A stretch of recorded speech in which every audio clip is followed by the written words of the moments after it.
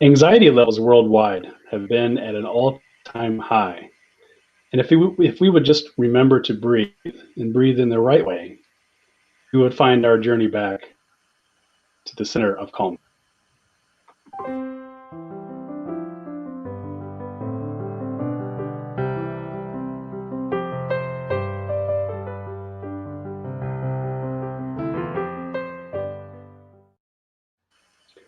Good evening and welcome back to another episode of the Center of Calmness. We are super blessed tonight to have Christine Gold with us. Welcome, Christine. Thank you for having me. So glad you're here. How are things with you? I understand you're calling in from Edmonton. Things are well. I'm here. I'm blessed. So glad to hear. So glad to hear.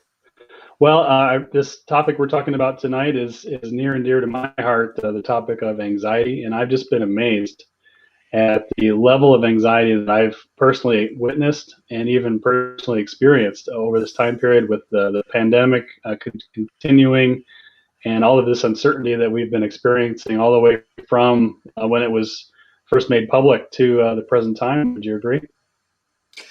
Yes, and it's like a roller coaster. I mean, I seen a meme the other day where there's two people in the roller coaster and it's me and then it's my spirit guides and they're laughing and I'm screaming. So I'm sure many people are feeling the same way. They're laughing. Okay, that's great. Wow. Yeah. I just am amazed at folks that look like they're completely put together, very confident, dominant personalities are both calling out the anxiety of others as well as admitting themselves that they feel this underlying stress and the uncertainty is really getting to them. Definitely, and I believe that fear is a big driver of it, and fear is really false evidence appearing real. It's it's about seeing the illusion, but respecting it, but knowing the truth. Absolutely right, and not necessarily overblowing the situation that might be perceived into something that's 5, 10, 20, 100 times worse than what's actually in front of you, at least at the present moment. Even though, from my experience, the future that you might imagine could definitely occur, right? But it's only one of many potential opportunities, and there's a lot of steps between here and there, and so that anxiety that's brought on by that fear of what could happen is really just wasted energy in the present moment. Absolutely. And the more ways you can find center and balance and peace within this core of who we are, that's a great tool to have. And it's something you have to practice, something I know all about. I have a toolkit that I built for myself and then I help my clients build. It's a self-love, self-care practice, but it's practiced daily. Interesting. So who would you say is your primary audience or client group, if you will, that you're working this with this toolkit and working on the issue of anxiety with?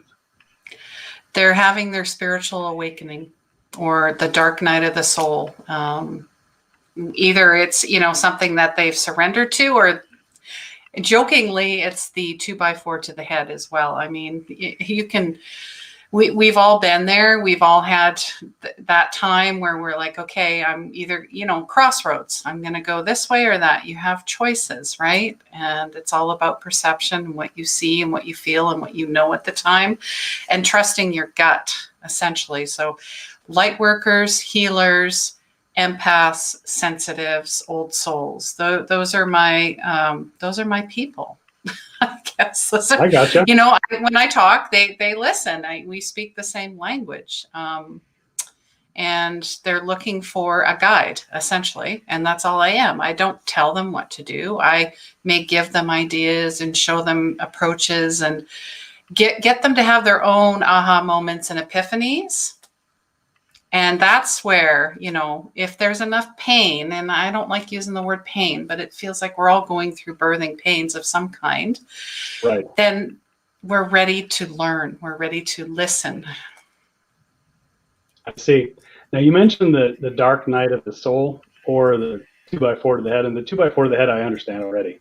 No need to explain that. But I am curious, particularly with this group of folks that you called out, empaths, healers, and similar.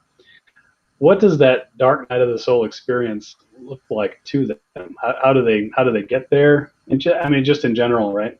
What kind of experience is that? Just for the audience to understand a bit more about it. It's not fun. I'm not going to sugarcoat it. It's really, like you said, you mentioned earlier, rock bottom. And really, but that's a great place to start, because that's where you rebuild your foundation, because everything that you have learned, known, felt, seen throughout your life is now being stripped away to its core. And our core self is unconditional love. That's who we are. We were born perfectly, and somewhere along the way, we learned, we were told, we were shamed, blamed, whatever it was, trauma, a lot of that. Mm-hmm. It's like unzipping this suit that we built, this armor, and we're taking it off, and we're fully exposing ourselves and saying, okay, I'm going to go through this, and I'm going to do it physically, mentally, emotionally, spiritually, 360-degree levels, all spectrums, up, down, sideways. And it may take years. It may take your whole lifetime. Each journey is unique and different. So when you encounter, say, one of your clients or one of your groups and begin to offer the toolkit that you've built for yourself and for others, what stage of the journey do you find they're usually in when they're reaching out to you for guidance? I would say they're in between the third dimension and the fifth. They're in the 4D. That's that wave where they're like, okay, something's going on. I know I'm going through something. I've seen a few things. I keep getting signs from the universe. I'm seeing numbers, patterns. I'm starting to feel more things, whether it's good or not so good, right? Depending on your perspective. And they're ready to do the work. Because when I first started, I'd be like, do you meditate? And they'd be like, no, I don't got time for that. No, they had all these excuses, and I would try and help them. Doesn't work. They have to be ready to do the work. So when they come to you, they've already begun a certain set of practices, at least to become more aware, and they've got a few disciplines in place, perhaps daily meditation, prayer related, some kind of energetic exercise, right?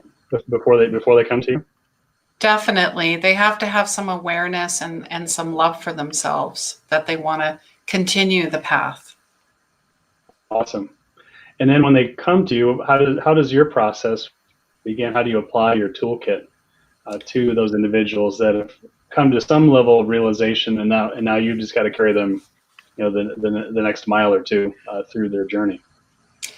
Well, it always starts with a complimentary call, because, I'd like to see where they're at, and then they can experience myself as well and see if it's an energetic match. I understand. I'm here to help, but not for everyone. I understand that, but I have other colleagues, I could refer them to. So we start there. Many times they would like a healing session and a reading at the same time. And I kind of put everything under one umbrella for that hour, which includes, energy work, chakras, intuitive coaching, mediumship, and more. So that's a 360-degree reading that I'm doing, basically looking into their soul and kind of giving them a map and a blueprint to start from. And then they move on to the one-on-one mentorship or the group mentorship. That's where I take them. I gotcha. And so I think the one-on-one mentorship is fairly well understood. You're applying and transferring your gifts directly, and your tool set, transferring that directly to them. How does your group session work? It works well. There's 8 of us. I call it the power of 8, because I love numbers, and 8 is an infinity number. It's all about balance. And working off of, and then of course, I guess I would be number 9. So that again is a master number. It's also a God number. So that interaction, they get, we'll do sessions, and then they get paired off and they have accountability partners. So they're not just interacting with me, but they'll have someone that they interact with throughout the week. And then they have soul work. I mean, you're going to have to play off of each other, the personalities, the strengths, their weaknesses, maybe even find some camaraderie, collaboration, and community as well. Interesting. Yeah, the collaboration community aspects, I feel really amplify what you're teaching, right? As they take it as their own and begin to share and refine it with one another. The numerology is also interesting. Could you elaborate as to how you made those choices of a group of 8 students and then you as the ninth, the background behind some of that? You know what? I had the 8 for a while, but the 9th, it just came to me. So that's spirits, spirits leading the way, and I'm Sure. listening. So that's Okay. for me. Numbers have always been a big part. I've always had, 4 was always my favorite number, and I like 16. So I obviously like even numbers, but when I started out with my journey, I would ask for signs and symbols from spirit. That's how universe talks to us.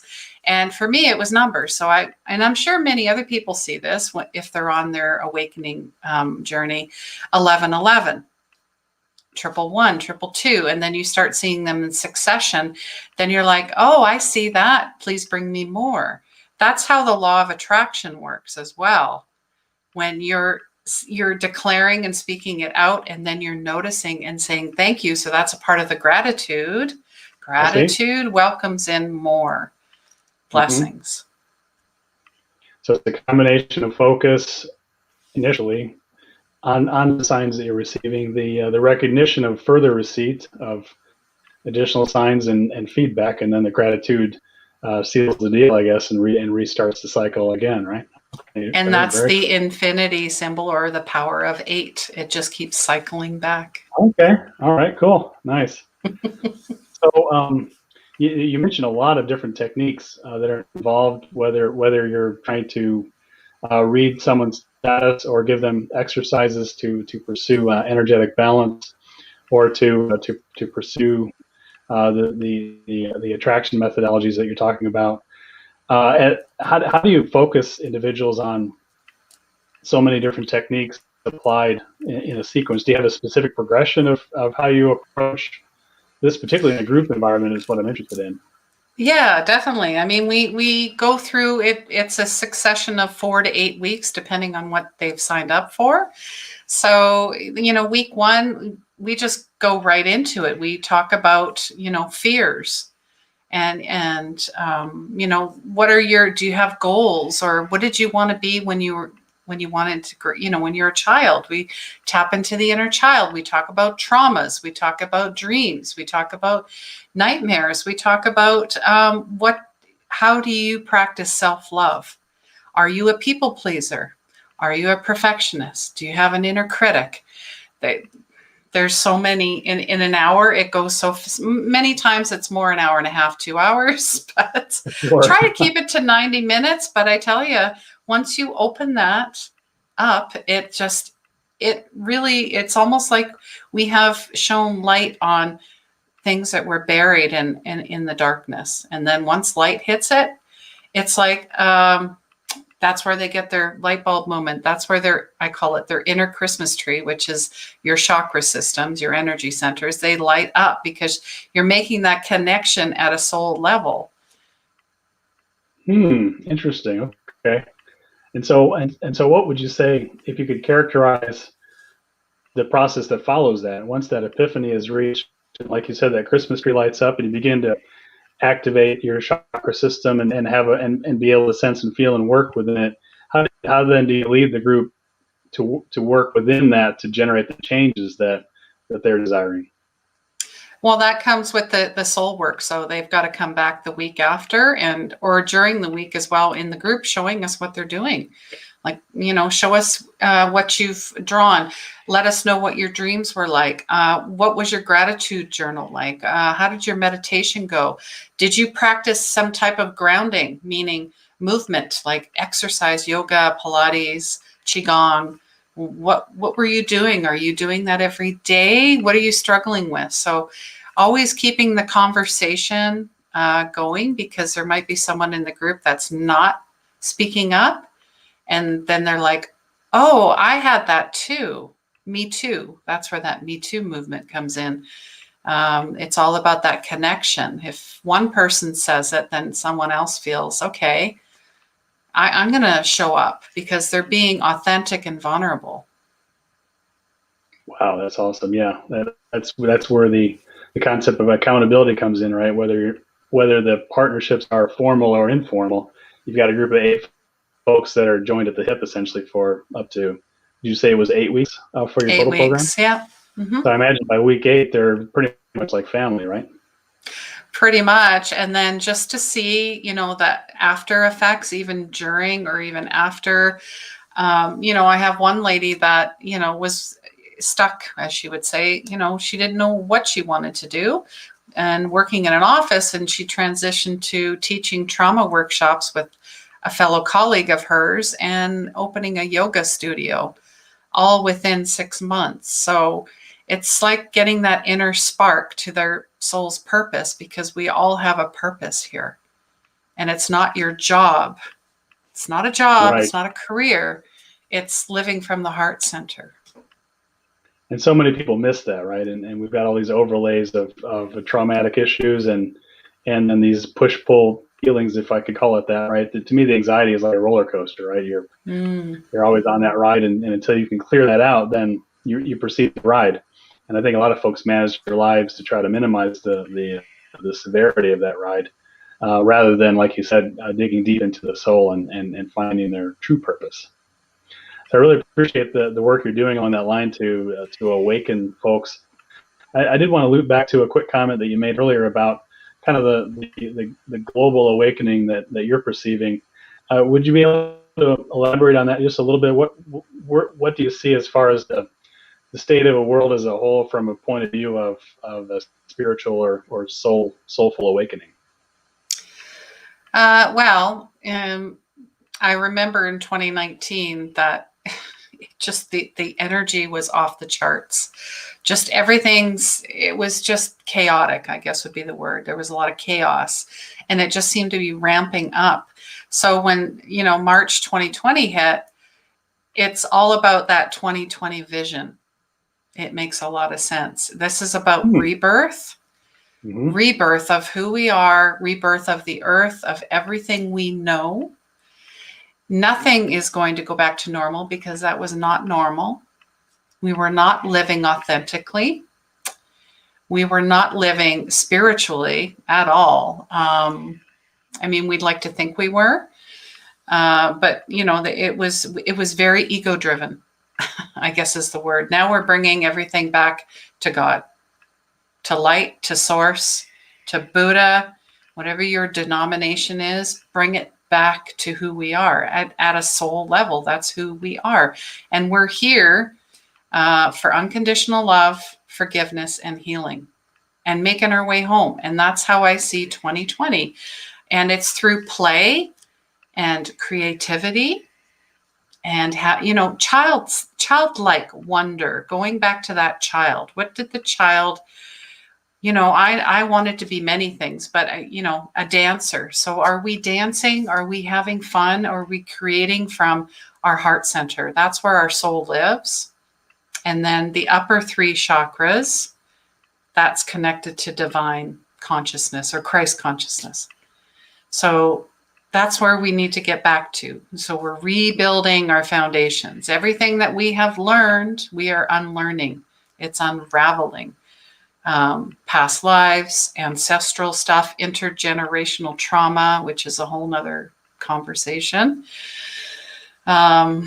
So much of it. I see it, I feel it, I know it. And that's why I'm doing the work I'm doing, because intuition saved my life, and it can save yours. That's, I'm writing a book about that. So that's my story.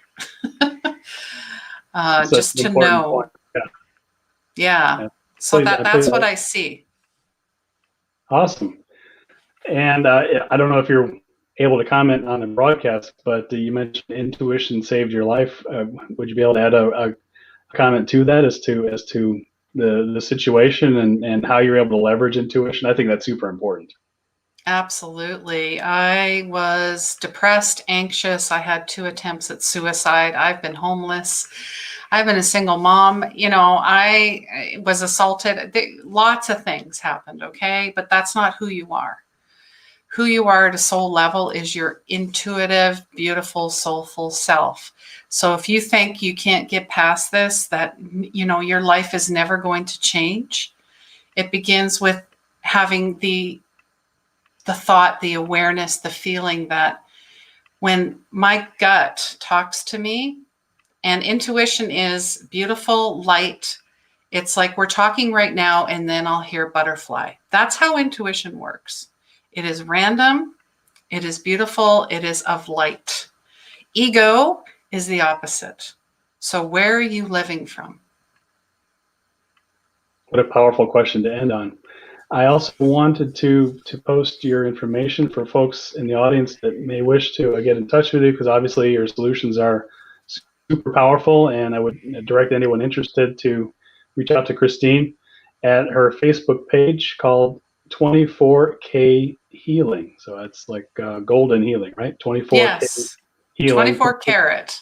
24 Karat Healing, which is just a page on Facebook.com. So it's really easy to get to. And Christine, I really appreciate that you took the time to join us tonight. Thank you very much for having me. I'm truly blessed and honored to be here. Likewise, a pleasure to have you on. And for the Center of Calmness, I'm DK Warner.